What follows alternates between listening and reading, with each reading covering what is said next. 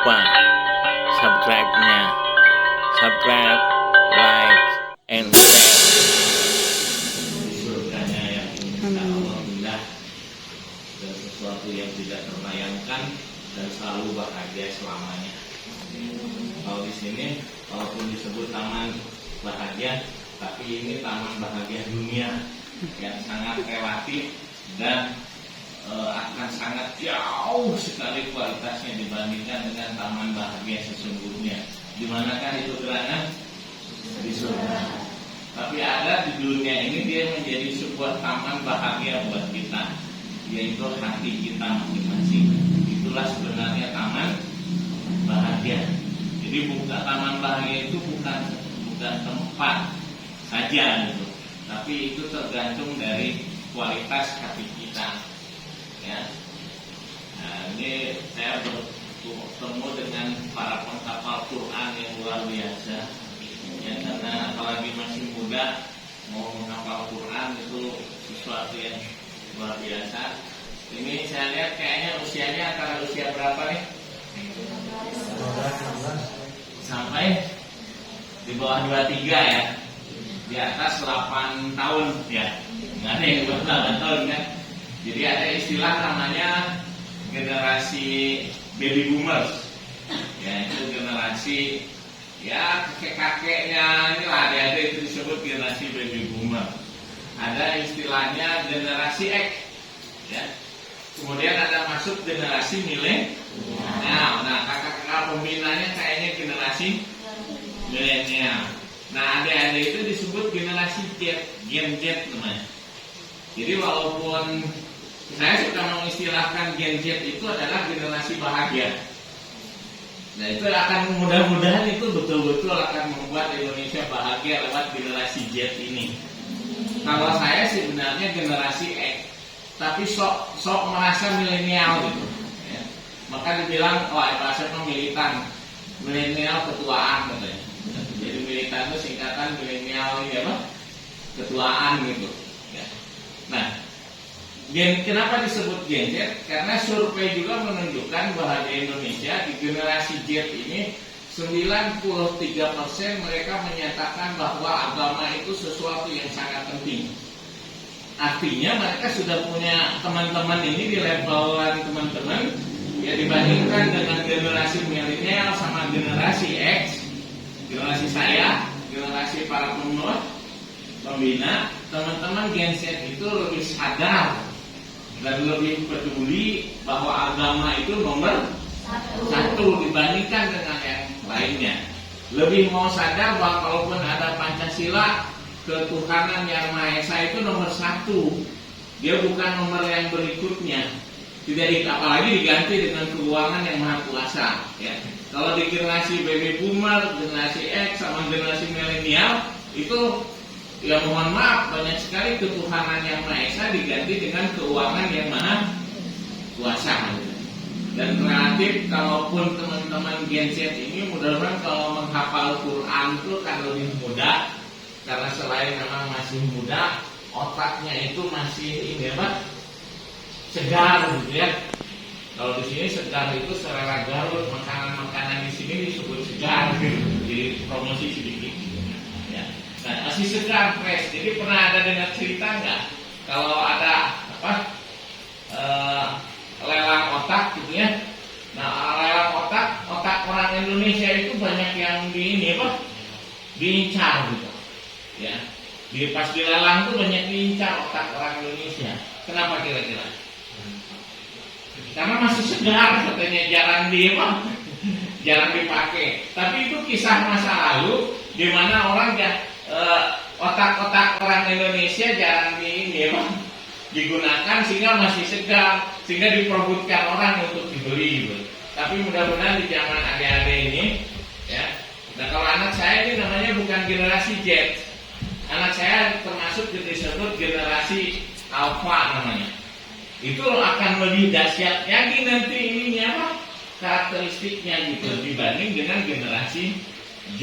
Jadi berbahagialah dari generasi Z. Dan generasi Z di Indonesia itu jumlahnya ada kurang lebih 20 7,8%. Ya, artinya generasi Z, generasi adik-adik ini itu adalah generasi yang paling banyak, bukan yang paling banyak, maksud itu presentasi jumlah penduduk di Indonesia sekarang dipenuhi oleh generasi Z paling banyak. Berkat demografi bahwa Indonesia itu makin lama penduduknya akan makin muda. Ya. Kenapa? Karena dominan generasi Z. Beda sama Jepang.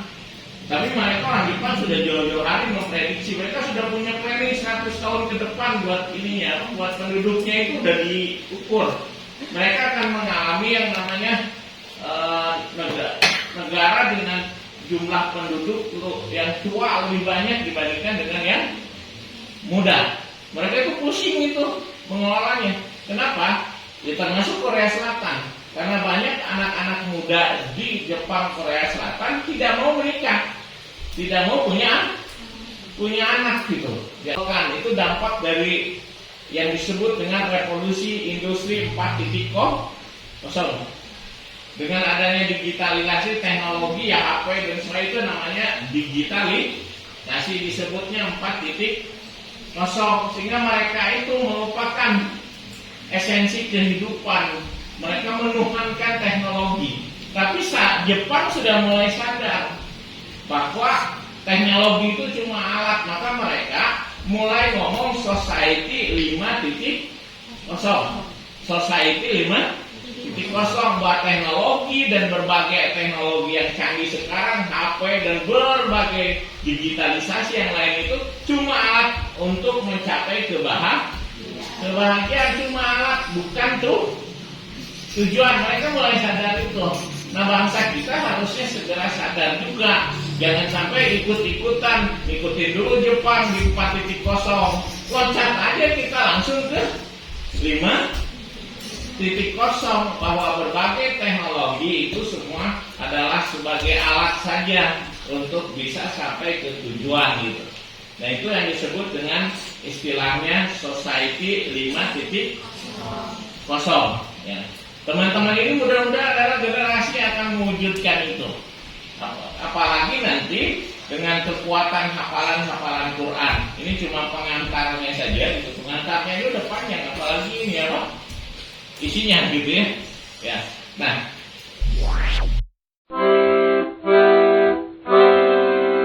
bahagia itu adalah ujung dari segala ujung tujuan manusia. Jadi kalau manusia ditanya mau dari manapun ditanya pasti ingin bahagia. Ya, gitu. Siapa yang hidupnya tidak ingin bahagia? Angkat tangan. Nggak ada. Semua pasti ingin bahagia gitu. Dan teman-teman berusaha untuk selalu bahagia. Nah, kalau bisa, dimanapun kita upayakan selalu bahagia. Terutama kalau kita lagi belajar. Karena kalau lagi belajar stres itu nggak akan bisa maksimal. Lagi belajar itu harus bahagia. Ada situasi tertentu di dalam diri kita, hatinya yang seperti apa, dan juga lingkungan sekitar kita seperti apa yang menyebabkan kita bahagia. Nah, kalau kita belajar dalam keadaan bahagia, itu dahsyat. Ada yang namanya frekuensi tertentu, ya, ada saluran-saluran. Jadi kalaupun kita nyetel radio kan ada frekuensinya tuh. Nah, ada yang kalau nggak pas frekuensinya, ya. Kan kekeresekan dulu radio berapa tekanan saluran itu nggak nyambung apa. Nah, kalau kita nemu ke frekuensi yang pas untuk kita belajar, terutama frekuensi untuk bagaimana kita belajar berinteraksi dengan Al-Quran, itu bisa bisa dahsyat, bisa luar biasa. Al-Quran tidak akan lagi sembarangan jadi Al-Quran cuma tulisan. Al-Qurannya akan ada energinya. Ya, Al-Qurannya akan ada energi. Setiap kalimat, setiap kata di dalam Al-Quran mengandung energi yang luar biasa. Makanya, luar biasa ketika Nabi Muhammad diancam dengan pedang, siapa yang akan menolong kamu? Nabi Muhammad bilang apa? Allah. Cukup satu kata Allah itu, tapi itu saya merinding. Dia menyampaikan kata Allahnya itu tidak sebatas sebuah kata, tapi ada energi di dalamnya. Maka yang akan membunuh, pegang pedang, dia gemetaran dan akhirnya terkulailah jatuh itu pedang, diambil oleh Nabi. Baru dia siapa yang akan menolong? Kata Allah saja disampaikan dengan penuh energi itu akan luar biasa. Tapi kalau dia disampaikan dengan cara Allah aja biasa tanpa ada energi, itu tidak ada ngaruhnya. Nah mudah-mudahan teman-teman juga sebagai para penghafal Al-Quran, ya mudah-mudahan bukan sebatas menghafal kata atau kalimatnya, upayakan kalau bisa sampai dapatkan energi dari Al-Quran. Ya, contohnya kayak jadi ketika teman-teman kalau pakai energi menyebutkan hafalan saja disampaikan, oh itu kalau bisa dunia oleh kalimat-kalimat yang teman-teman sampaikan, oleh tulisan-tulisan ayat-ayat Al-Quran yang teman-teman sampaikan, itu bisa menghebohkan dunia karena kalimat ayat-ayat Qurannya bukan sebatas ritual saja, ucapan biasa, tapi sesuatu yang luar biasa, ada energinya yang luar biasa. Kalau lihat di sana itu ada tingkatannya tuh, ada frekuensi. Jadi ada yang disebut frekuensi otak kita, ada yang namanya beta, itu berarti normal, pakai frekuensi normal, hasilnya pun normal aja itu kalau pakai frekuensi yang biasa. Jadi kalau teman-teman ada beli punya radio dengan kualitas radio yang bagus dengan yang biasa, yaitu beningnya itu ini lain gitu kan. Dengerin radio pakai speaker biasa, itu kan cempreng kan, ya. Rasanya gimana? Ngaruhnya nggak? Dibandingkan dengan kita mendengarkan sebuah radio atau ya kita yang bacakan ayat Quran yang itu dibuat dengan ditambahkan dengan diatur ada mixernya ya, ditata pas sekali, pas disampaikan saja, wah udah langsung menggetarkan ini hati para pendengarnya. Itu karena frekuensinya dahsyat. Jadi ada frekuensi beta itu biasa, ada frekuensi alfa dan theta, ini frekuensi yang luar biasa dan itu yang akan menggetarkan. Nah kalau bisa dalam sholat saja bagaimana kita bisa berinteraksi dengan Allah, itu frekuensi khusus. Nggak bisa kita dengan frekuensi yang biasa-biasa saja. Bisa saja tapi dampaknya biasa. Kalau ini dampaknya luar biasa, masuk ke frekuensi yang luar biasa yang kita fokus. Jadi kenapa ada di sini teman-teman di karantina supaya apa? Supaya fokus, supaya masuk ke gelombang alfa dan theta. Dalam gelombang itu akan lebih memungkinkan teman-teman bisa menghafal lebih banyak, tidak sekedar lebih banyak, lebih berkualitas, kuantitatif dan kualitatif. Kuantitatif itu hafalannya tambah banyak. Kalau kualitatif energinya muncul, energi membawa perubahan ke dirinya, energi membawa perubahan ke lingkungannya. Semakin bertambah banyak hafalannya, teman-teman semakin memancar energi Al-Qurannya gitu. Dari kejauhan aja saya ketemu adik-adik, wah ini wajah-wajah Al-Quran ini gitu. Udah ada ininya auranya udah dahsyat. Teman-teman itu upayakan menghafal Qurannya, pastikan terlatih masuk ke frekuensi alfa dan theta. Frekuensi khusus untuk tingkatan di mana kita bisa berinteraksi secara luar biasa dengan Al-Quran. Jadi jangan sekedar ngejar kualitatif, kejar juga apa? Jangan ngejar kuantitatif, jangan sekedar ngejar jumlah, pastikan juga kualitatif. Ya. Jadi ada idealnya kita ngejar dua-duanya, itu ideal gitu. Nah untuk teman-teman masih bisa ideal, untuk gadget bisa ideal ngejar kuantitatif sama kualitatif. Kalau seusia saja mungkin akan lebih dominan ngejarnya ke kualitatif. Bagaimana nambah ayatnya, mungkin hafalannya nggak begitu banyak, tapi tambah hafal itu langsung dahsyat untuk membawa perubahan diri gitu. Mungkin akan ada pilihan seperti itu. Tapi kalau untuk idealnya teman-teman, kejar kuantitatif dan kualitatif gitu, yaitu itu pilihan gitu ya. Jadi ada energinya ya, yang kita miliki itu kalau kita masuk ke frekuensi alfa dan beta. Jangan juga lagi di karantina difokuskan kebablasan fokus, masuk ke gelombang delta. Apa itu gelombang delta? Gelombang nggak sadar, kosong. Artinya apa? Di karantina tapi tidur soalnya gitu kan. Terus apa? Tapi tidak banyak ngelamun ke sana apa? Kemari gitu. Itu masuk gelombang delta namanya. Jangan juga di karantina malah masuk ke gelombang delta gitu. Itu kalau kebablasan fokusnya sakit hati, fokusnya enak menikmati suasana yang sejuk, misalkan yang damai, yang banyak oksigennya.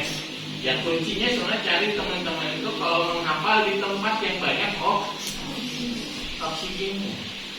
Karena yang namanya kebahagiaan itu ada identik dengan jumlah kadar oksigen di dalam otak kita. Kalau teman-teman stres, kalau teman-teman kekurangan oksigen, itu sebenarnya artinya kekurangan oksigen. Aliran oksigen ke otak dari darah kita tidak sampai. Itu teman-teman tidak akan pernah bisa maksimal. Jadi cari tempat yang banyak oksigennya, artinya cari tempat yang banyak pohonnya, cari tempat yang sejuk. Ya. Kenapa? Karena nanti itu menjadi pintu masuk kita untuk cara belajar yang luar biasa, cara belajar yang membahas. Ya kan, maka wajar tuh ada tulisan O2 maksimal di situ gitu kan. Jadi cari yang O2-nya maksimal. Coba cari orang kalau yang kerjaannya itu jarang terkena oksigen, jarang terkena sinar matahari, kerjaannya cuma bersembunyi di tempat yang lembab dan sebagainya, bawaannya biasanya kayak gimana? Suram hidupnya. Dan biasanya mohon maaf ya, kalau tempat-tempat yang banyak lembab dan sebagainya, frekuensinya itu frekuensi yang menakutkan, yang gak enak dan sebagainya. Makanya lihat kalau orang yang suka kemasukan jin ya, itu biasanya dia senangnya itu menyendiri di tempat yang gak ada cahaya, yang oksigennya kurang gitu. Ya. Nah itu ada kaitannya bagaimana kita tubuh kita dengan kadar oksigen. Ada orang yang kalau nggak, sekarang COVID nih, banyak orang yang cepat meninggal dunia itu karena kekurangan suplai oksigen ke dalam jantung dan ke otaknya itu kurang. Ya. Nah mudah-mudahan teman-teman kalau di sini mudah-mudahan sudah kita coba setting supaya tidak kekurangan oksigen. Jadi kenapa kalau ruangannya ini terbuka? Ya, kenapa kira-kira? Coba oksigen yang dihasilkan oleh pepohonan ikut masuk di sini. Kenapa? Karena kita kalau bernapas, kita tarik napas, menarik oksigen, keluar apa? Karbon dioksida. Jadi kalau teman-teman tidak ada oksigen masuk ke sini, buah-buah orang teh silih gantian, nyedot karbon dioksida. Kalau tidak ada suplai oksigen yang maksimal ke dalam ruangan. Makanya kalau ada kita lagi belajar di dalam ruangan yang relatif tertutup, kebeklah membahasa Sundaman gitu ya. Bawaannya teh inginnya itu masuk ke gelombang delta tunduk gitu kan. Buahnya kalau kurang oksigennya gitu. Nah, berikutnya Pak Asep mau tanya. Kalau teman-teman itu menghafal Qurannya ini selama ini pakai apa? Menghafal pakai apa di tubuh kita ini? Pakai apa ya? Coba jawab. Selama ini menghafalnya pakai apa? otak.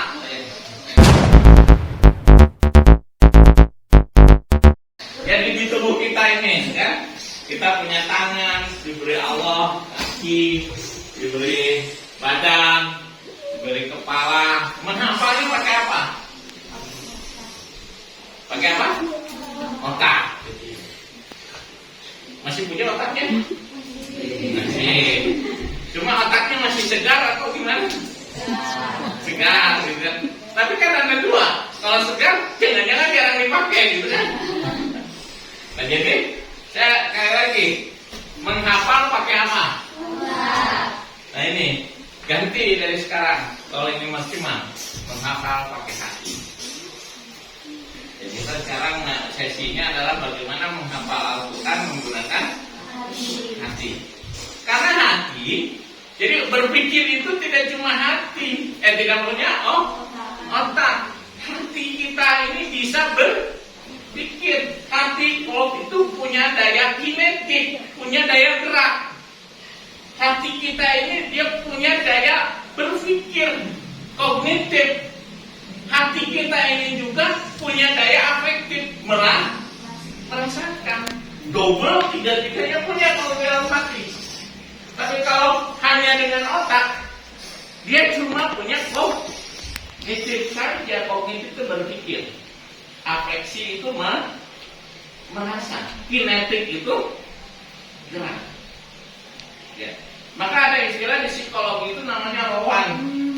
Apa itu rowan? Rowan itu bagian ruh yang sebagai pusat kesadaran dan bergerak. Itu disebut rowan. Tapi tentang ilmu ini memang Allah berikan cuma sedikit dan hanya orang-orang tertentu yang mungkin bisa mempelajarinya.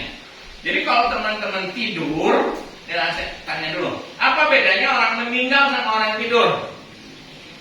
Atau samanya dulu lah. Orang meninggal sama orang tidur. Ya, sama-sama tidak sadar. Kalau orang meninggal, jiwanya dan sebagainya, ruhnya total pergi dan tidak balik lagi. Tapi kalau orang tidur, ada yang pergi sebagian, tapi tidak total. Dan yang pergi tadi balik lagi dan kita sadar lagi, betul nggak? Pas kita tidur, kita tidak sadar karena masuk ke gelombang delta, tidak sadar. Apa yang menyebabkan kita tidak sadar?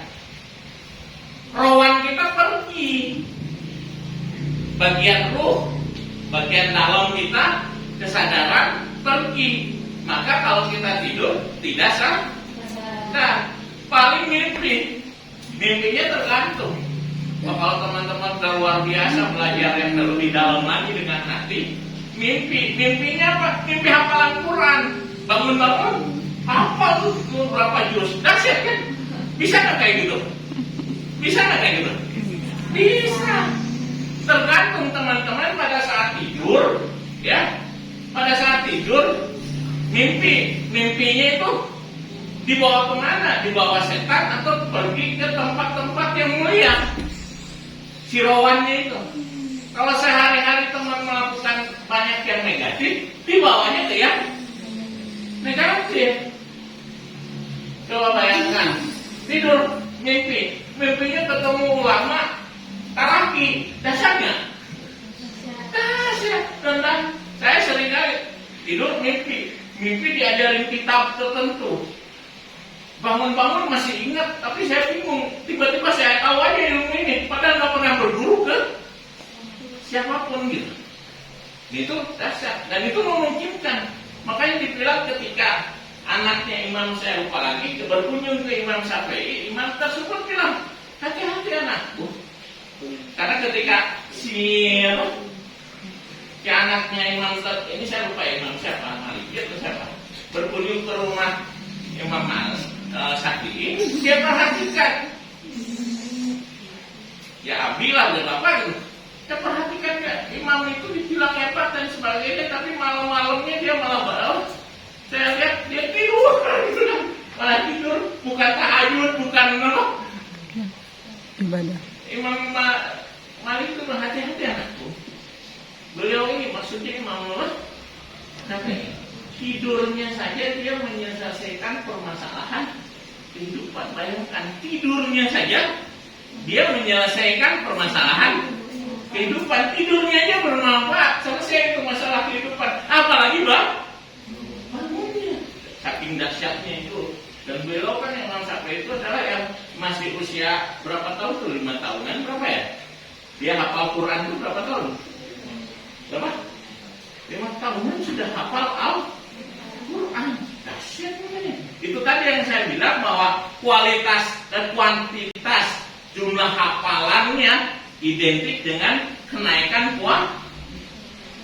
kualitas hidupnya. Energinya yang dipakai bukan energi yang sembarangan. Nah, mudah-mudahan teman-teman mulai dari sekarang paham bahwa menghafal itu tidak pakai otak, pakai hati. Itu akan lebih dahsyat hasilnya. Jadi kalaupun manusia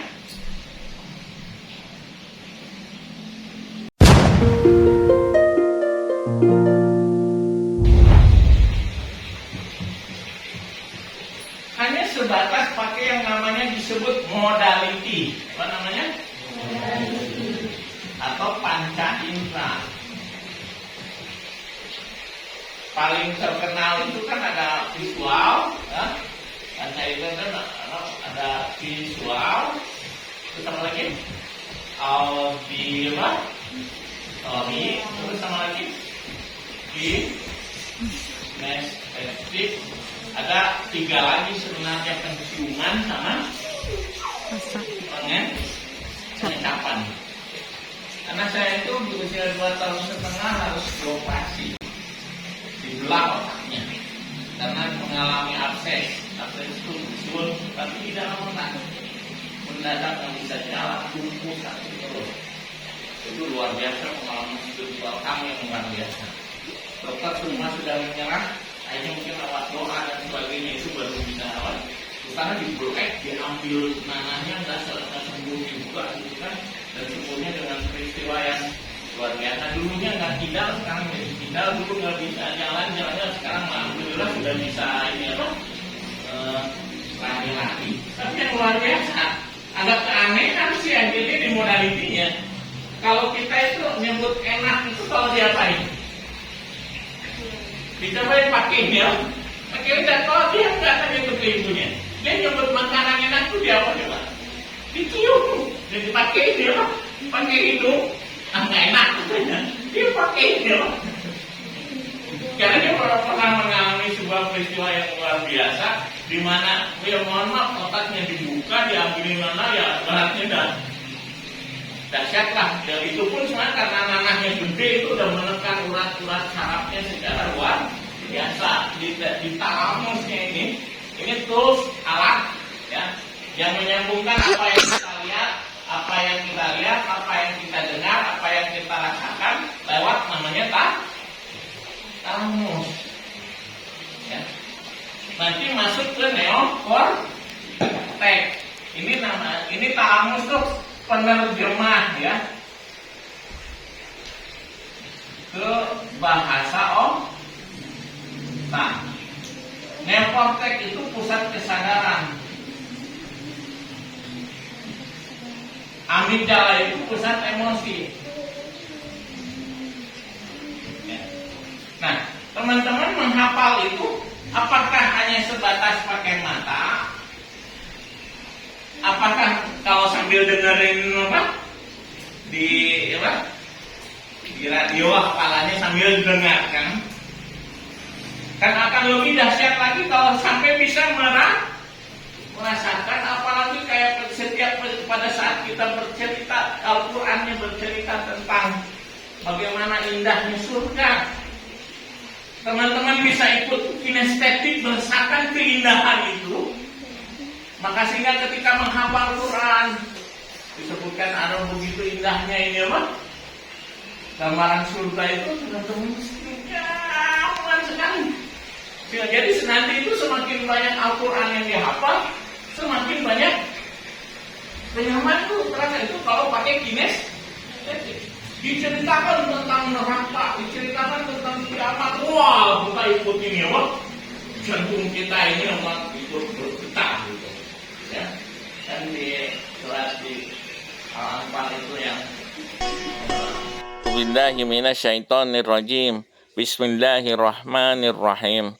Innamal mu'minuna alladzina idza dzukirallahu wajilat qulubuhum wa idza tuliyat 'alaihim ayatuhu zadatuhum imanan wa 'ala rabbihim yatawakkalun. Sesungguhnya orang-orang yang beriman adalah mereka yang apabila disebut nama Allah gemetar hatinya, dan apabila dibacakan ayat-ayatnya kepada mereka bertambah kuat imannya, dan hanya kepada Tuhan mereka bertawakal.